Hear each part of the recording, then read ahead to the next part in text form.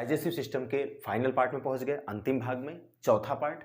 3 part इसके पीछे बन चुके हैं। अगर आपको डाइजेस्टिव सिस्टम पूरा समझना है तो उन तीनों पार्टों को भी सीरियल वाइज देखिए और आज का ये फाइनल वीडियो जरूर देखिए, अपने दोस्तों को भी शेयर करिए और अपनी बेसिक जानकारी जो डाइजेस्टिव सिस्टम के बारे में है उसको बढ़ाइए।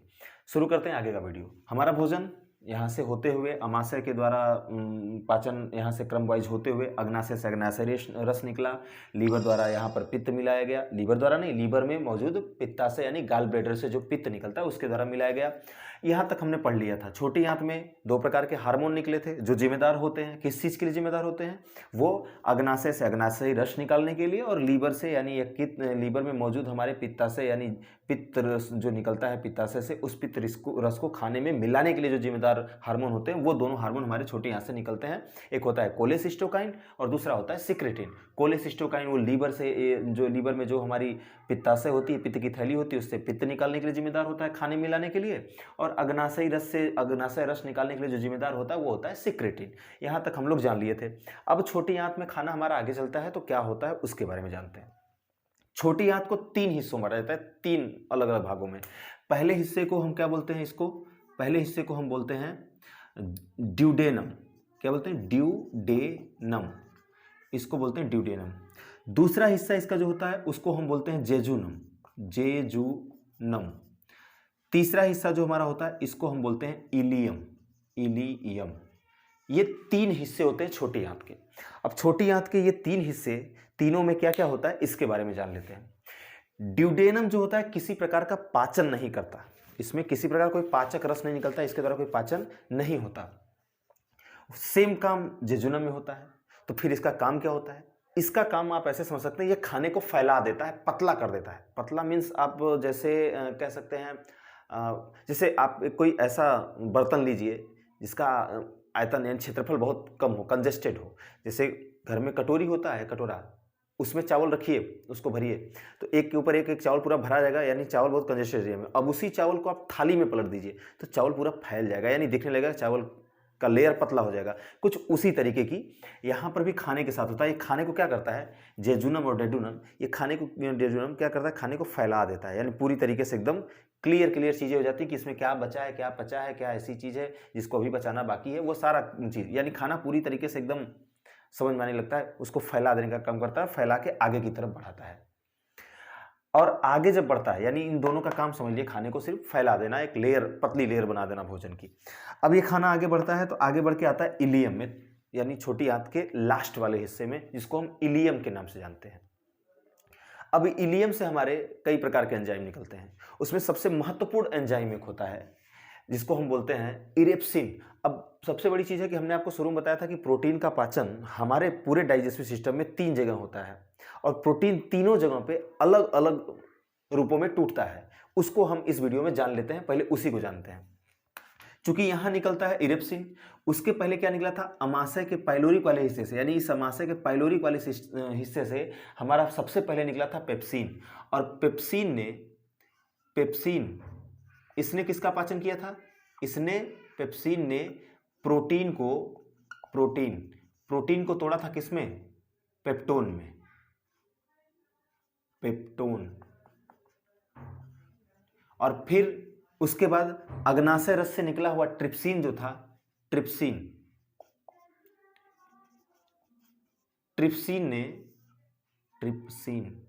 देखो भैया, हिंदी में कभी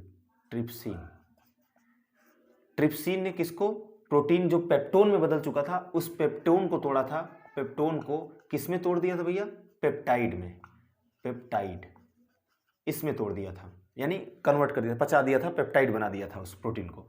अब जो इसके बाद छोटी आंत में जो हमारा इलियम के हिस्से में, छोटी आंत के इलियम के हिस्से में जो एंजाइम निकला वो था हमारा इरेप्सिन।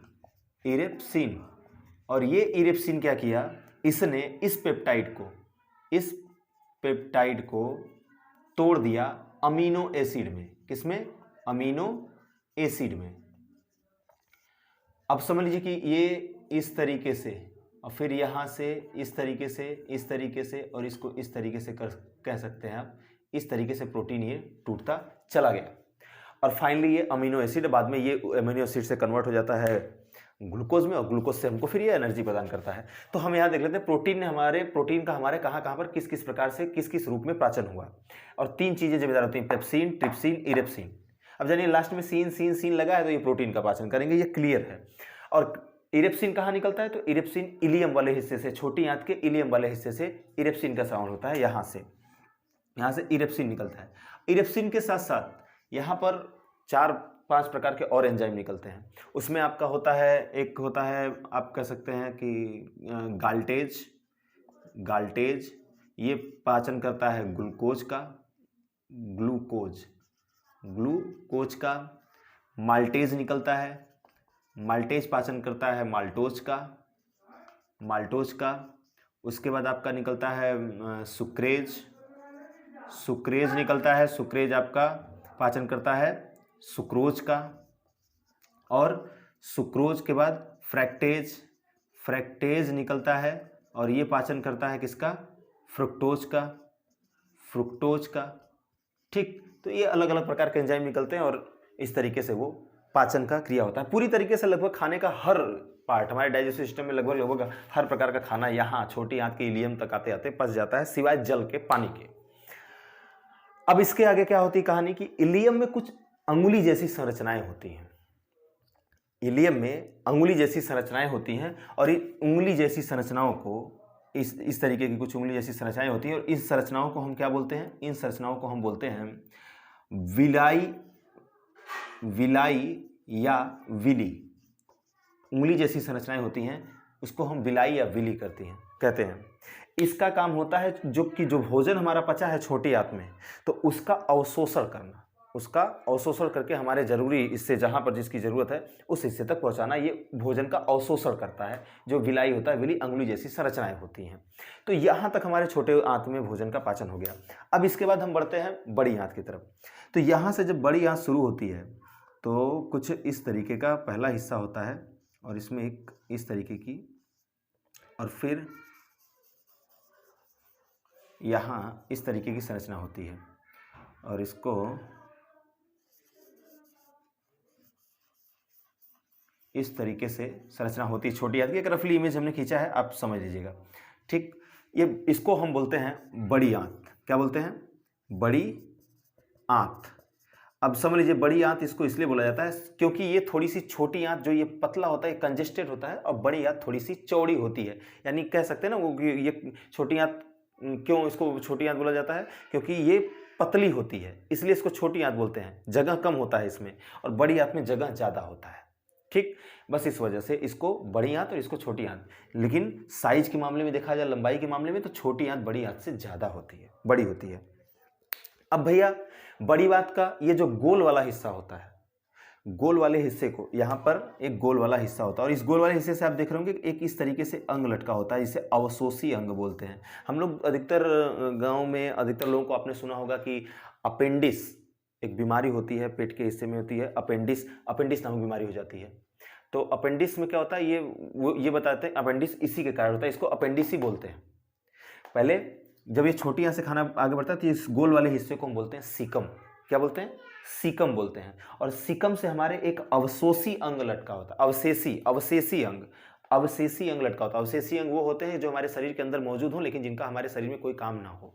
हमारे साथ तो मौजूद हैं, लेकिन उनका कोई काम हमारे फायदे के लिए, हमारे शरीर के लिए जरूरी नहीं है, कोई काम वो करते नहीं हैं। ऐसे तो 100 से ऊपर अंग हैं, उसमें एक अंग ये हमारा अवशेषी अंग कौन सा है, जिसको हम क्या बोलते हैं, अपेंडिस बोलते हैं। ये सीकम से नीचे की तरफ लटका होता है, छोटे साइज का होता है। शाकाहारी जानवरों में छोटा होता है, बड़े जो मांसाहारी जानवर होते हैं, या शाकाहारी जानवर मतलब जो घास भूस खाते हैं, जो जानवर होते हैं, इंसानों में भी पाया जाता है। ये घास भूस खाने के लिए, घास भूस के पचाने के लिए ही ज़्यादा ज़रूरी होता है।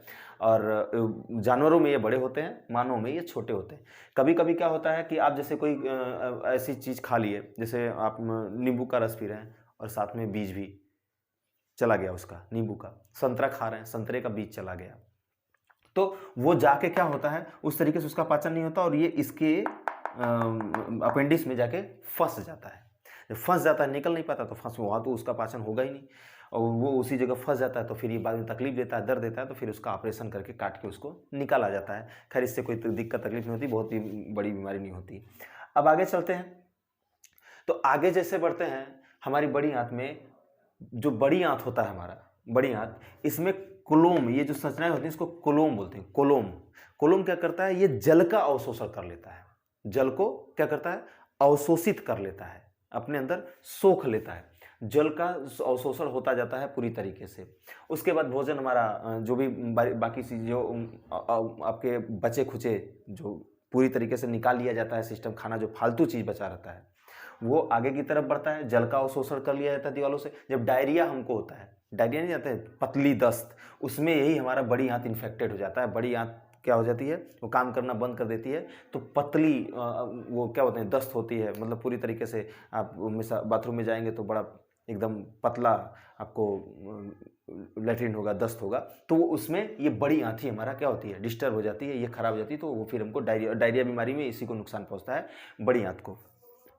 अब उसके बाद भैया एक चीज और दिमाग में था कि भोजन हमारा, उसका रंग पीला क्यों हो जाता है, हम कुछ भी खाते, भाई हम दूध पी लिए, लेकिन जब आप बाथरूम जाते हैं या जब आप फ्रेश होने के लिए जाते हैं तो आपको देखते हैं कि भाई आप डाइजेस्टिव सिस्टम पढ़ रहे हैं तो हर चीज़ जानना पड़ेगा आपको, फिर वो पीला रंग कहाँ से आ गया, तो वो हमारे लीवर के द्वारा एक मिला दिया जाता है जिसको हम बिलुब्रिन बोलते हैं। बिलुब्रिन के कारण हमारे भोजन का रंग पीला हो जाता है, बिलुब्रिन के कारण हमारे भोजन का रंग पीला हो जाता है। क्लियर है? इसकी इस संरचनाओं को क्या बोलते हैं, कोलोम बोलते हैं। क्या बोलते हैं? कोलोम बोलते हैं। ठीक है, अब भोजन आगे बढ़ता है। भोजन आने के बाद हमारे रेक्टम में क्या होता है, रेक्टम में हमारे स्टोर होता है, भोजन रेक्टम में स्टोर होता है। ये जो पूरा पच के भोजन आया हुआ है, जो फालतू चीज़ें हैं, यहाँ रेक्टम में स्टोर होती हैं, और रेक्टम में स्टोर होने के बाद फिर ये रेनस के द्वारा हमारे शरीर के बाहर निकलती हैं, रेनस के माध्यम से हमारे शरीर के बाहर निकलती हैं। तो ये हमारा डाइजेस्टिव सिस्टम पूरी तरीके से कंप्लीट हुआ। और अगर आपने पुराना वीडियो नहीं देखा है तो प्लीज़ जाके उसको देखिए और पूरा डाइजेस्टिव सिस्टम आराम से समझिए। ठीक है, थैंक यू, धन्यवाद।